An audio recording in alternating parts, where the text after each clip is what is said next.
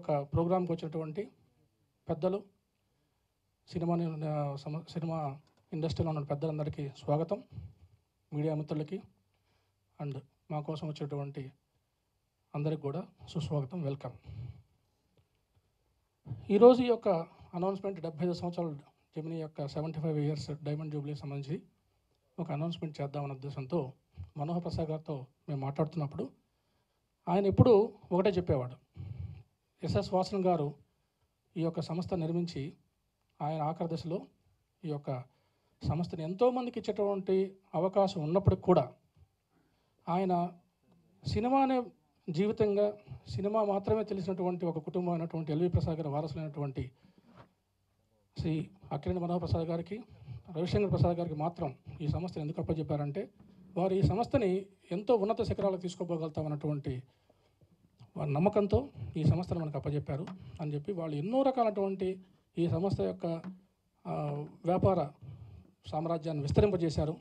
ఆనంద్ సినీ services కావచ్చు, Gemini studios కావచ్చు, Gemini film సర్క్యూట్స్లో భారీ బడ్జెట్ సినిమాలు నిర్మించడం కావచ్చు, జెమినీ ఎఫెక్ట్స్, జెమినీ ల్యాబ్స్, ఇట్లా చెప్పుకుంటూ పోతే దాదాపు ఒక 26 సంస్థల్ని వీరు ఈ యొక్క గ్రూప్ కింద డెవలప్ చేసి ఎన్నో వేల మందికి వీళ్ళు ఉపాధి కల్పించేటటువంటి ఒక గొప్ప అవకాశాన్ని వీళ్ళు ఎంతోమందికి సహాయం చేశారు, సహాయం చేస్తూనే ఉంటారు, ఫ్యూచర్లో కూడా సహాయం చేస్తూనే ఉంటారు. ముఖ్యంగా ఈ యొక్క ప్రోగ్రాంను ముందు మనం ప్రారంభించే ముందు స్వర్గీయ నందమూరి తారక రామ గారిని, అక్కినేని నాగేశ్వరరావు గారు కానీ, రామానాయుడు గారు కానివ్వండి, అల్లు రామలింగ గారు, ఎస్వి రంగారావు గారు, ఎందరో మహానుభావుల్ని స్మరించుకుంటూ, అలాగే శ్రీ రామోజీరావు గారిని, సూపర్ స్టార్ కృష్ణ గారిని, మెగాస్టార్ చిరంజీవి గారిని, కింగ్ నాగార్జున గారిని, మోహన్ బాబు గారిని, ఇలా ఎంతోమందిని స్ఫూర్తిదాయకంగా తీసుకుని వాళ్ళ ఆశీర్వాదాలు కోరుకుంటూ ఈ యొక్క ప్రోగ్రామ్ని స్టార్ట్ చేద్దామన్నది సాంప్రదాయం.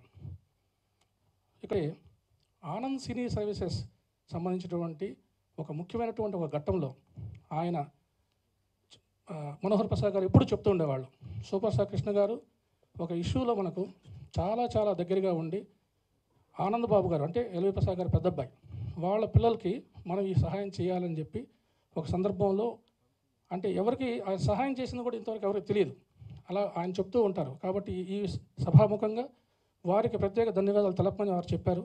So thank you so much అండి కృష్ణ గారు, మా సంస్థ తరఫున మీకు ధన్యవాదాలు తెలియజేసుకుంటున్నాం.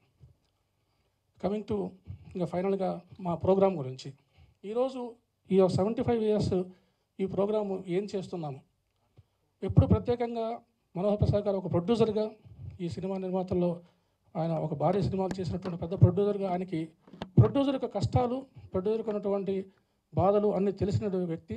ఎప్పుడు ఆయన మాట్లాడేటువంటి మాటల్లో సినిమా తెర మీద ఉన్నటువంటి నటీనటులు ఆ యొక్క సినిమాని బ్రహ్మాండంగా దాన్ని తీసుకొచ్చేటువంటి ప్రయత్నం చేస్తే, తెర వెనుక ఎంతోమంది టెక్నీషియన్స్ వాళ్ళని తెర మీద అందంగా చూపించేటటువంటి ప్రయత్నం చేస్తున్నటువంటి ఇద్దరిని సమపాళల్లో భుజం మీద మోస్తూ నిలుచుకున్నటువంటి వాడు ఏకైక వ్యక్తి ప్రొడ్యూసర్ అండి. ఈ ప్రొడ్యూసర్ బాగున్నంత వరకు ఎప్పుడు కూడా సినిమా ఇండస్ట్రీ 10 కాలాల పాటు చల్లగా ఉంటుంది, ఎంతోమందికి ఇది అన్నం పెడుతుంది అన్నటువంటి ఒక సిద్ధాంతాన్ని నమ్మి ఆయన ఇండస్ట్రీలో ఉన్నటువంటి చిన్న నిర్మాతలను కానీ పెద్ద నిర్మాతలు కానీ ప్రతి ఒక్కరికి కూడా ఆయన సహాయం చేయడమే, ఆయన వంతు సహాయం, ఆయన చేతనైనట్టు సహాయం చేయడమే ఈ యొక్క సంస్థకి ఒక పాలసీగా పెట్టుకున్నటువంటి ఒక కుటుంబం ఇది. దీంట్లో వీళ్ళు నిర్మించినటువంటి జెమినీ టీవీ సబ్సిక్వెంట్గా ఇది సన్ నెట్వర్క్లో మెర్జ్ అయ్యాము.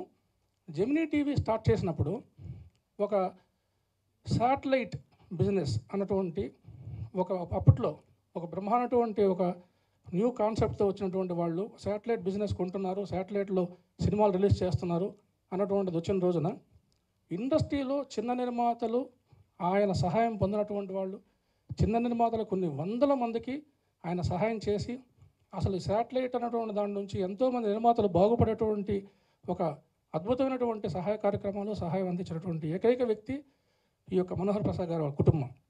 ఇట్లా ఈరోజు ఆ కుటుంబం ఏమని ఆలోచిస్తుందంటే ఈ 75 ఇయర్స్లో మనము ప్రత్యేకంగా ఏం చేయగలుగుతాం, నిర్మాతలకు ఏం చేయగలుగుతాం అన్నటువంటి ఒక ఆలోచనతో ఈ యొక్క మ్యూజిక్ ఇండస్ట్రీలో ఎంటర్ అవుదామండి. ఎందుకంటే మ్యూజిక్ ఇండస్ట్రీ అనేది బౌండరీస్ లేనటువంటి ఒక ఇండస్ట్రీ. సినిమా ఇండస్ట్రీ నుంచి కూడా మ్యూజిక్ ఇండస్ట్రీ వచ్చేటప్పటికే అనేక రకాలైనటువంటి సినిమాలు ఈరోజు ఆడియో రైట్స్ ఎన్నో కంపెనీలకు అమ్ముతూ ఉన్నారు. ఇటు ముఖ్యంగా ఈ యొక్క ఇండస్ట్రీలో, మ్యూజిక్ ఇండస్ట్రీ పర్టికులర్గా ఆడియో ఇండస్ట్రీలో ఈరోజు ప్రపంచం మొత్తంలో ఆ డిజిటల్ వరల్డ్ మీద, డిజిటల్ ప్లాట్ఫామ్ మీద ఈరోజు అత్యంత అంటే కొన్ని వందల కోట్లలో డబ్బులు సంపాదిస్తున్నటువంటి ఏకైక కంపెనీ మన ఇండియన్ కంపెనీ. అది నిజంగా మనకు అందరికీ గర్వకారణం.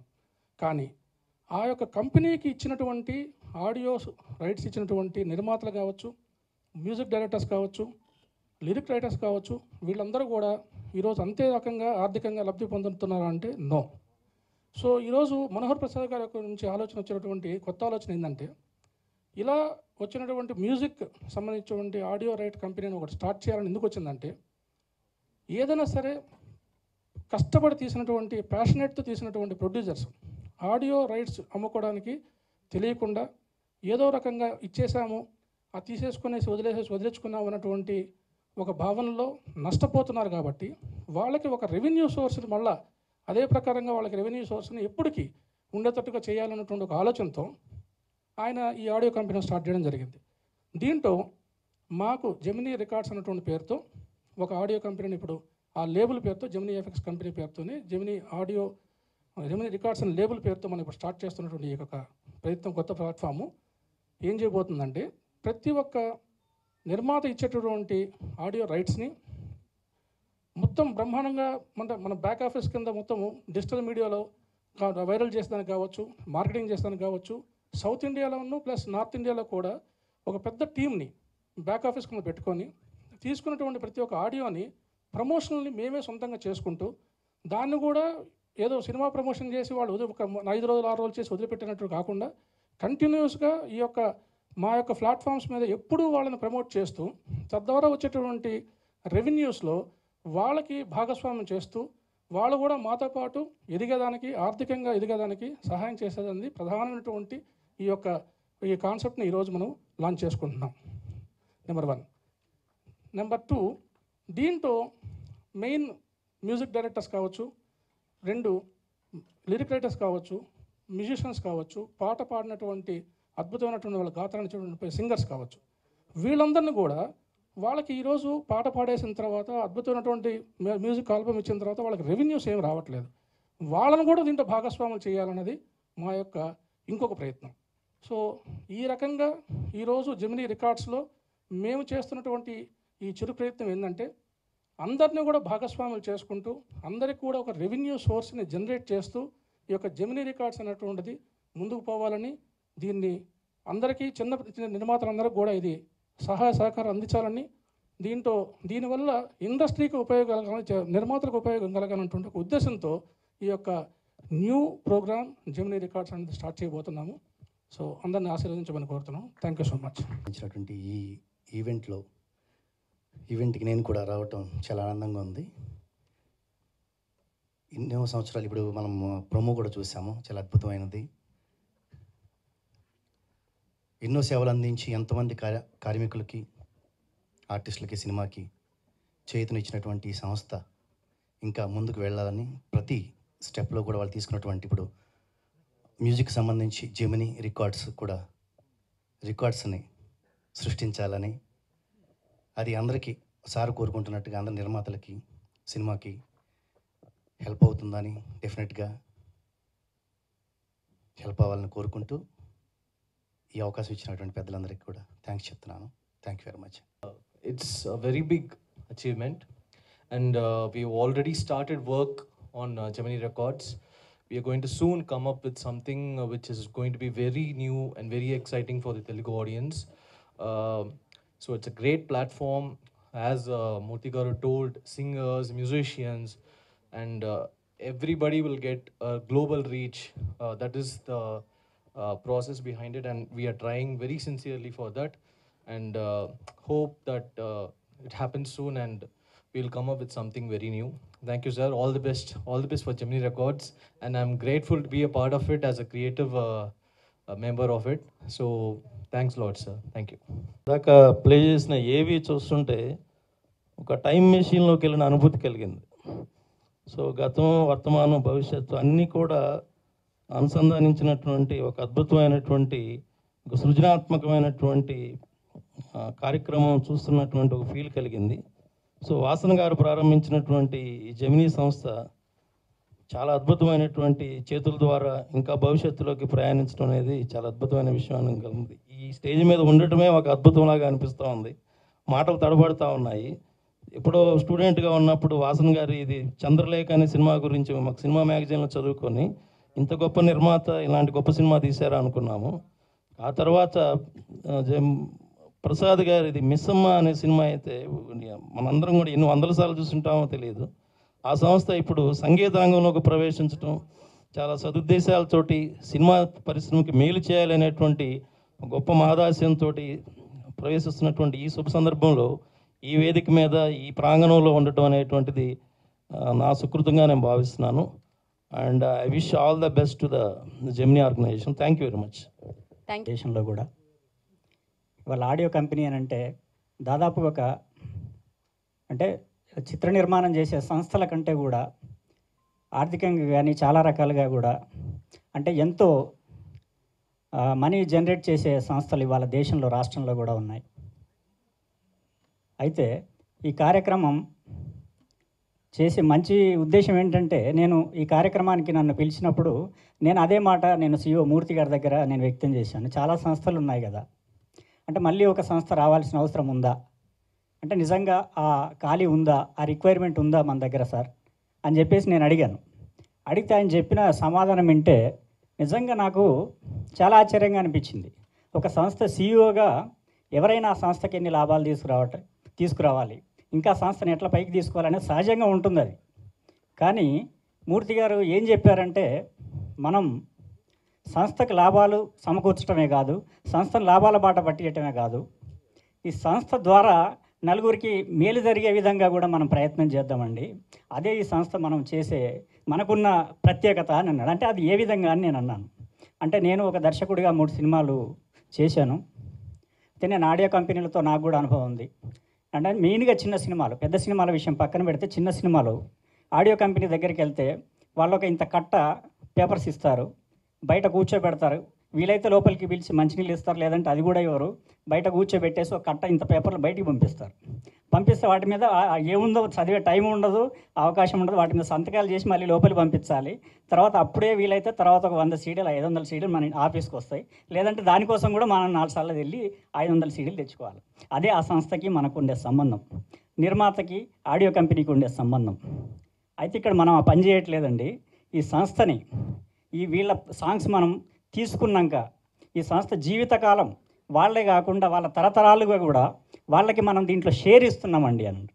అంటే వాళ్ళకు ఒక గౌరవప్రదమైన స్థానం మన సంస్థతో ఒక అనుబంధం వాళ్ళ క్రియేట్ చేస్తున్నాం మనం అని చెప్పేసి అది విన్నప్పుడు నాకు చాలా సంతోషంగా అనిపించింది. ఎందుకంటే చిన్న నిర్మాతల వైపు నుంచి ఆలోచిస్తే ఇది చాలా గొప్ప అవకాశం.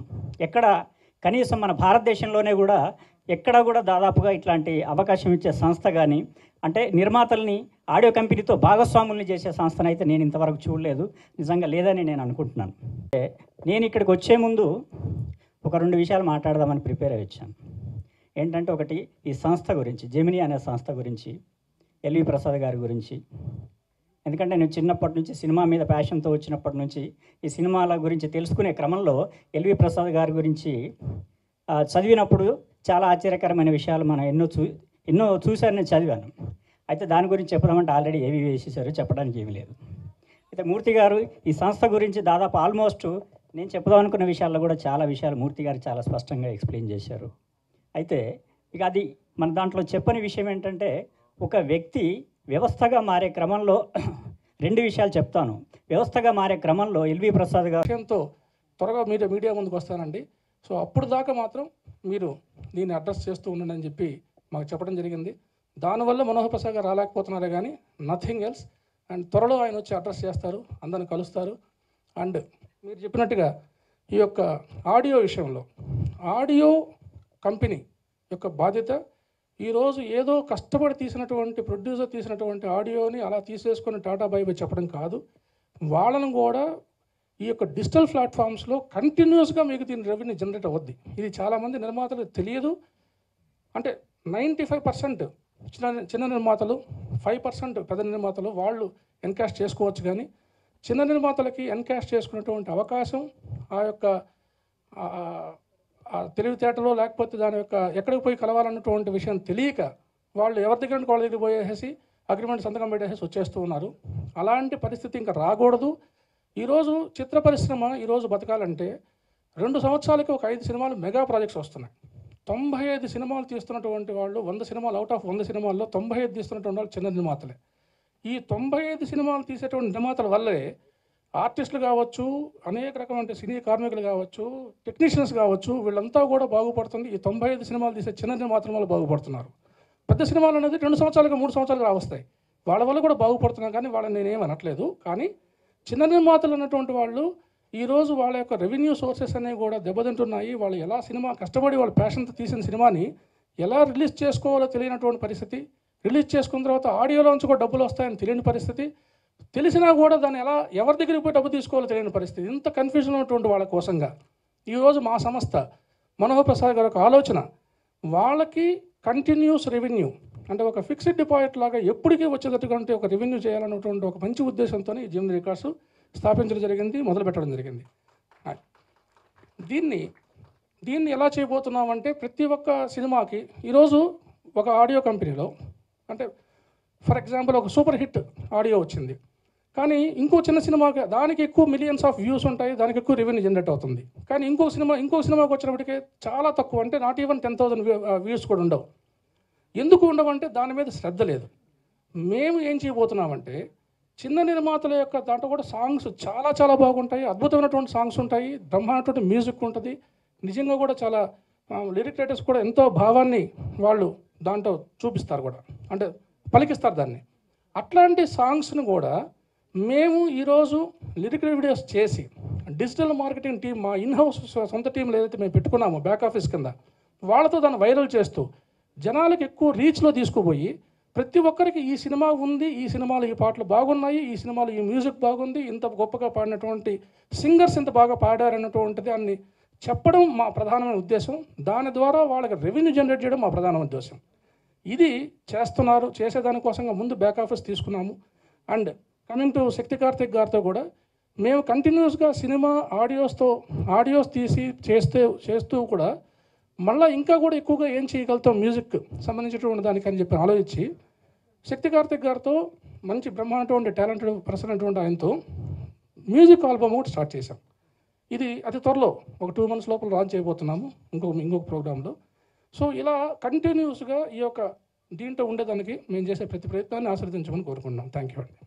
అంటే ఎంతో మహత్తరమైన సంస్థ, ఎన్నో అప్రూపమైన చిత్రాలు నిర్మించి ఎంతోమంది సినీ కార్మికులకు పోషణ అందించిన సంస్థ. ఎంతోమంది ఈ సంస్థలో పనిచేసి చాలా పేరు తెచ్చుకున్నారు. అలాగే ఆడియో రికార్డ్స్లోకి అడుగుపెట్టడం అనేది చాలా శుభసూచకంగా, ఒక గీత రచయితగా నాకు చాలా హ్యాపీగా ఉంది. ఇంకొక విషయం ఏంటంటే 75 years సెలబ్రేషన్స్.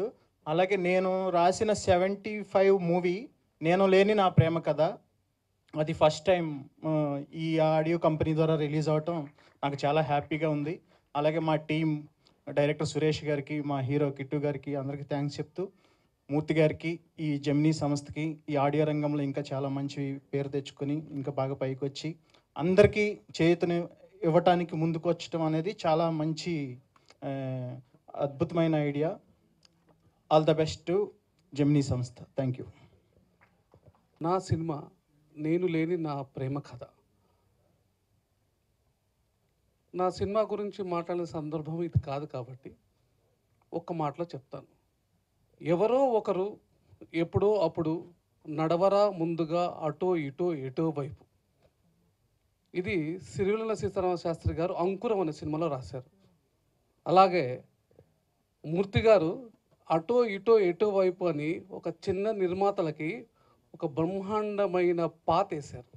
వారికి నేను చాలా థ్యాంక్స్ చెప్పుకుంటున్నాను. మీరు ఇచ్చే ధైర్యంతో చాలా చిన్న సినిమాలు మీ సంస్థలో కొలాబరేట్ అయ్యి వాళ్ళు మీకు సూపర్ ఆశీర్వాదాలు ఇస్తారని కోరుకుంటూ నాకు అవకాశం ఇచ్చిన జెమినీ సంస్థకి థ్యాంక్స్ చెప్పుకుంటున్నాను. Thank you.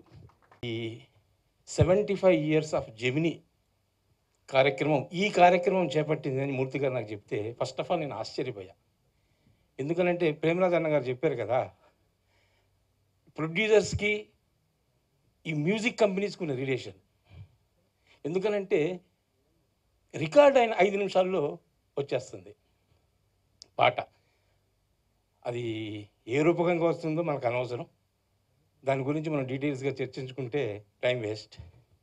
కానీ అలాంటి తరుణంలో కూడా నిర్మాతలని, లిరిక్ రైటర్స్ని, సింగర్స్ని కూడా ఇన్వాల్వ్ చేసి ఈ మన జెమినీ మ్యూజిక్ పెడతాం అనేది hats off to Gemini company. Really I should appreciate Gemini because of this. Manohar Prasad గారు నిజంగా ఈరోజు ఎవరి గురించి ఆలోచిస్తున్నారు చెప్పండి?